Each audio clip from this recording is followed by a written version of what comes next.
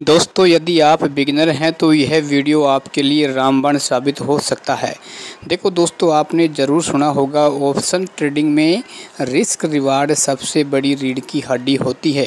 जिसने इस risk reward का सही प्रकार से मैनेजमेंट कर लिया, वो इस शेयर मार्केट से पैसे कमाने से उसे कोई भी नहीं रोक पाएगा। तो एक बिगिनर को कितना रिस्क रिवार्ड लेके चलना चाहिए ताकि वो लंबे समय तक इस शेयर मार्केट से पैसा कमाता रहे। देखो दोस्तों, रिस्क रिवार्ड का मतलब ये होता है, रिस्क का मतलब होता है आप कितने का लॉस लेना चाहते हैं, और रिवार्ड का मतलब ये होता है कि आप कितने का प्रॉफिट लेना चाहते हैं। जैसे कि भाई मान लो कि आप एक ही लॉट से ऑप्शन ट्रेडिंग कर रहे हैं, ठीक है ना। देखो दोस्तों, उससे पहले मैं आपको यहाँ बताना चाहूँगा दोस्तों, हम आपको हेजिंग भी सिखाते हैं वीडियो के माध्यम से। हेजिंग का मतलब कि मार्केट किधर भी जाए आपको क्या प्रॉफिट ही होगा, ठीक है ना। तो मैंने कुछ वीडियो बनाए, उनको देख सकते हैं। देखो दोस्तों, ये बात कर लेते हैं रिस्क मैनेजमेंट।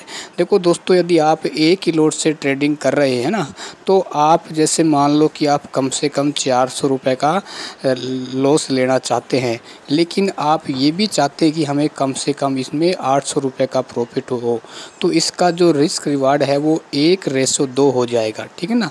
यानी आपको रिस्क मैनेजमेंट को इस प्रकार से मैनेजमेंट करना है दोस्तों, ताकि आप अपने नियम पर बिल्कुल खरे उतर पाएँ। ऐसा कभी भी मत करना, जैसे मान लो आपको 350 का लॉस हो रहा है, तो आप कभी अपने स्टॉप लॉस को सरका के और नीचे लेके चले जाएं 500 पे, ठीक है ना।